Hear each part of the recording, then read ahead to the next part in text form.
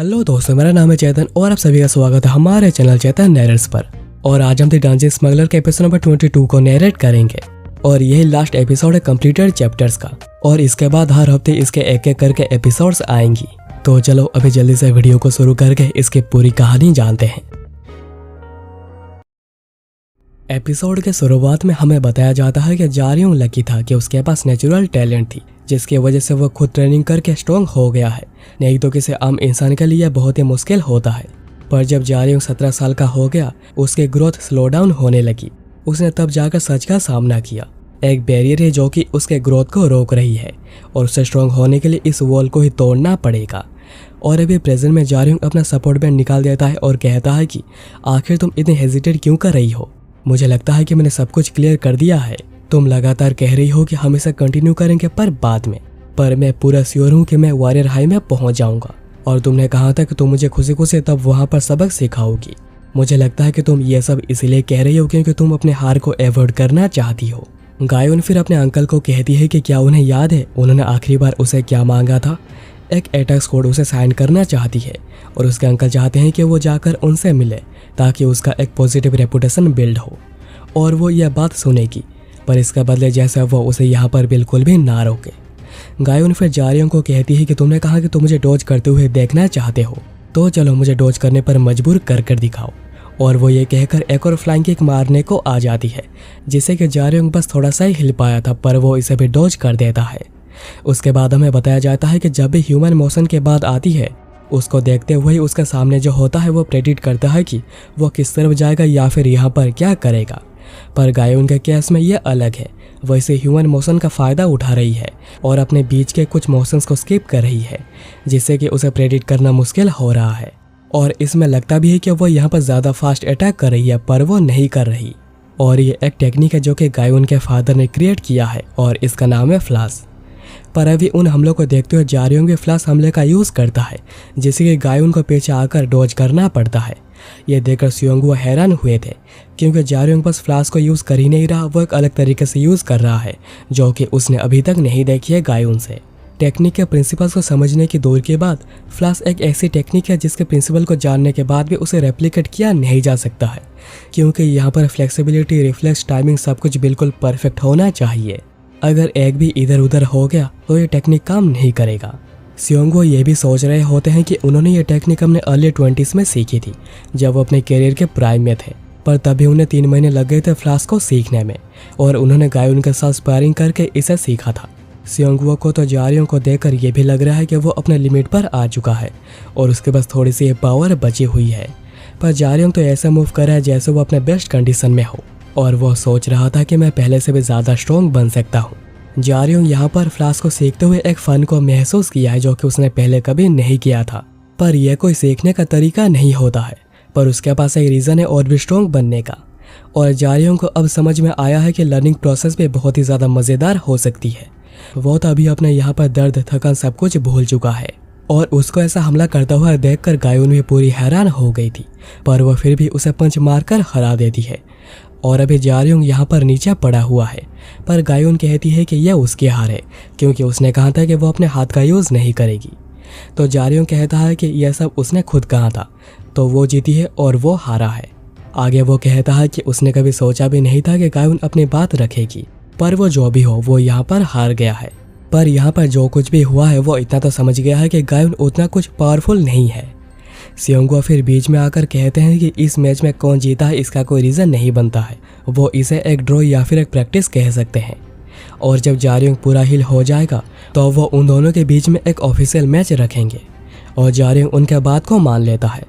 गायोन फिर जारियों को कहती है कि अगली मैच होगी उनके स्कूल में और अगर इससे पहले जारियों ट्रांसफ़र टेस्ट को फेल कर गया या फिर किसी और ने उसे हरा दिया तो वो कभी उसे माफ़ नहीं करेगी।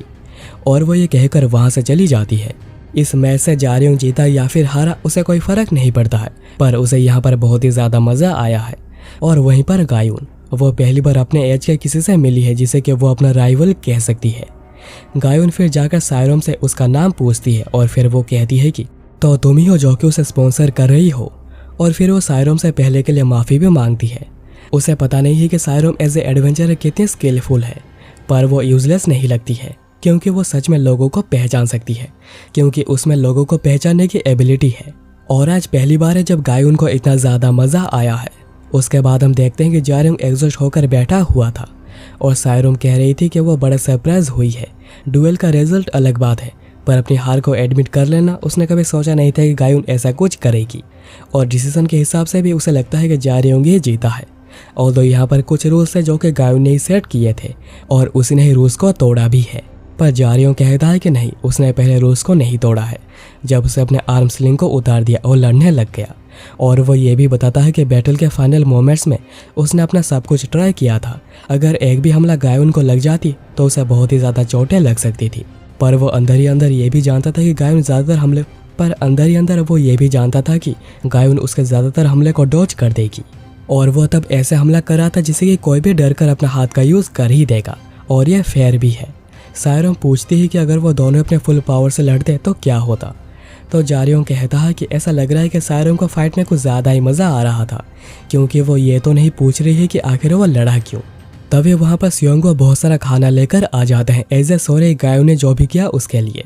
फिर खाना खाते हुए सियोंगो बताते हैं कि सायरोंग को पता होगा कि उनकी कंपनी एटलियर लेदर का नहीं एक और ही मटेरियल का यूज़ करती है जो कि लेदर से भी अच्छा होता है।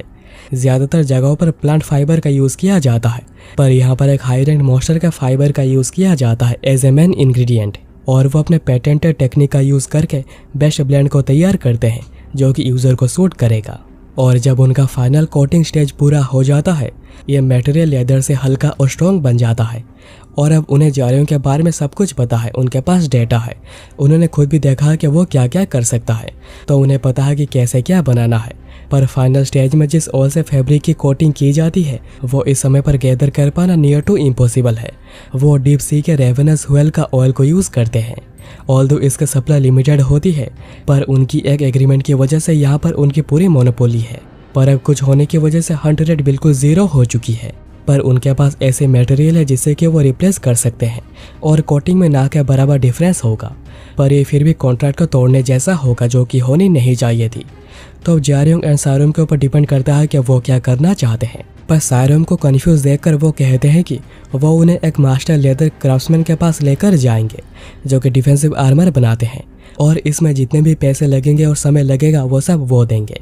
और सायरोम इस डील पर हाँ कहने ही जा रही होती है कि जारयोंग तभी कहता है कि उसे कोई फ़र्क नहीं पड़ता, अगर क्वालिटी में ना के बराबर डिफरेंस होगा तो उसे कोई प्रॉब्लम नहीं, क्योंकि ऐसा भी वो एक्सपेंसिव इक्विपमेंट्स का यूज़ नहीं करता है।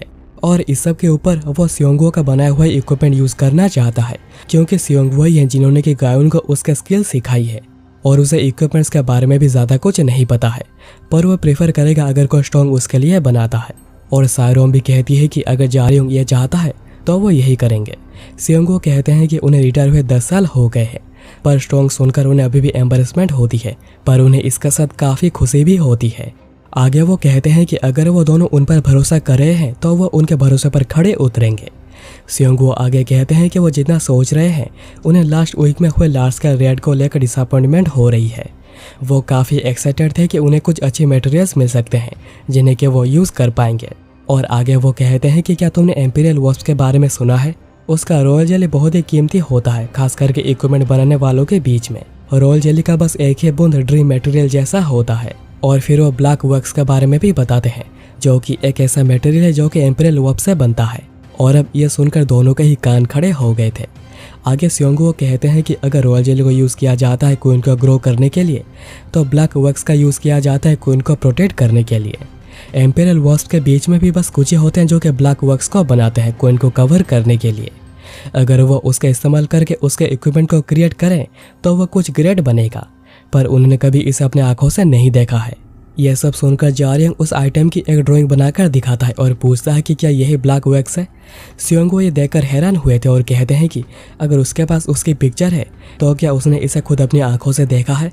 जारयोंग सोच रहा था कि मैंने ही तो उसे स्मगल किया है, और अगर यह बात उसे पता चल जाती है तो उसे जेल में जाना पड़ेगा। तो जारयोंग कहता है कि उसने सायरोम के घर पे देखा था, क्योंकि वो बहुत ही अमीर है तो किसी को कोई शक भी नहीं होगा। उसके बाद जारयोंग जायवोन से फ़ोन पे बात करता है जो कि अब सियोंग के हॉस्पिटल में ही है, और वो दोनों रात को मिलने की बात करते हैं। उससे पहले दोनों को ही अभी कुछ काम है। और फिर हम देखते हैं कि वहाँ पर जैक जायवोन से मिलने आते हैं।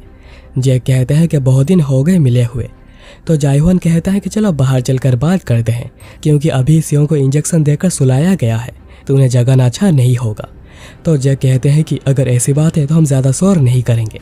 जायहवान कहते हैं कि तुम अभी भी नहीं बदले, मैंने सोचा नहीं था कि तुम्हें अभी भी इतनी जल्दी गुस्सा आ जाता होगा, तो मैं भी खुद को कंट्रोल नहीं कर पा रहा।